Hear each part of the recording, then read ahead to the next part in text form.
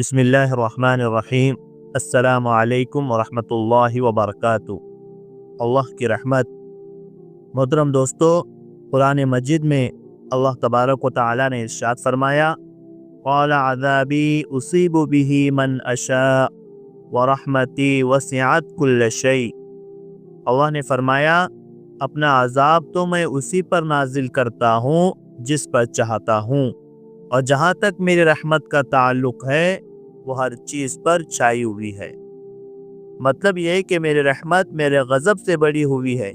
دنیا کا عذاب میں ہر نافرمان کو نہیں دیتا، بلکہ اپنی حکمت اور علم سے جس کو چاہتا ہوں اسے دیتا ہوں۔ آخرت میں بھی ہر گناہ پر میرا عذاب دینا ضروری نہیں، بلکہ جو لوگ ایمان لے آتے ہیں ان کے بہت سے گناہ میں معاف کرتا رہتا ہوں۔ البتہ جن لوگوں کی سرکشی کفر و شرک کی صورت میں حد سے بڑھ جاتی ہے، ان کو اپنی مشیت اور حکمت کے تحت عذاب دیتا ہوں۔ اس کے برخلاف دنیا میں میری رحمت ہر مومن اور کافر، نیک اور بد سب پر چھائی ہوئی ہے، جس کے نتیجے میں انہیں رزق اور صحت و عافیت کی نعمتیں ملتی رہتی ہیں، اور آخرت میں بھی کفر و شرک کے علاوہ دوسرے گناہوں کو اسی رحمت سے معاف کیا جائے گا۔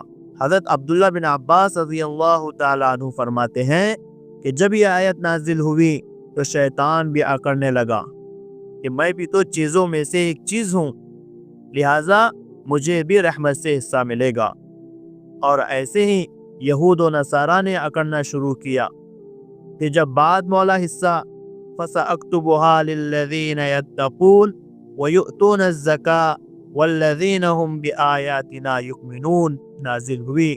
چنانچہ میں یہ رحمت مکمل طور پر ان لوگوں کے لیے لکھوں گا جو تقوی اختیار کرے اور زکوٰۃ ادا کرے اور جو ہماری آیتوں پر ایمان رکھے۔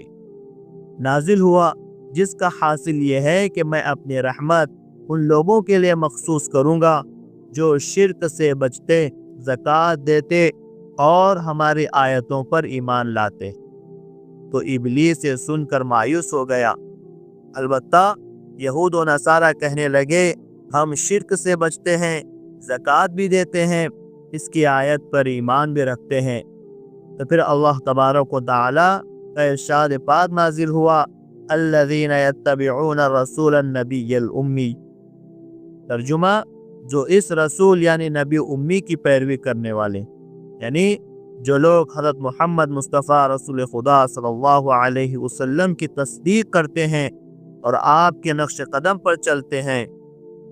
تو یہ سن کر یہود و نصارہ بھی مایوس ہو گئے اور رحمت صرف مومنین کے لیے باقی رہی۔ قرآن مجید میں اللہ تبارک و تعالی نے ارشاد فرمایا، کہہ دو کہ اے میرے بندو، جنہوں نے اپنی جانوں پر زیادتی کر رکھی ہے، اللہ کی رحمت سے مایوس نہ ہو۔ یقین جانو اللہ سارے کے سارے گناہ معاف کر دیتا ہے، یقیناً وہ بہت بخشنے والا بڑا مہربان ہے۔ یعنی اگر کسی شخص نے ساری زندگی کفر، شرک یا گناہوں میں گزاری ہے تو وہ یہ نہ سمجھے کہ اب اس کی توبہ قبول نہیں ہوگی، بلکہ اللہ تبارک و تعالی کی رحمت ایسی ہے کہ مرنے سے پہلے جس وقت بھی انسان اپنی اصلاح کا پختہ ارادہ کر کے اللہ تعالیٰ سے اپنی پچھلی زندگی کی معافی مانگے اور توبہ کر لے تو اللہ تعالیٰ اس کے تمام گناہوں کو معاف فرما دے گا۔ اللہ تعالیٰ ہم سب کے گناہوں کو معاف فرمائے، آمین یا رب العالمین۔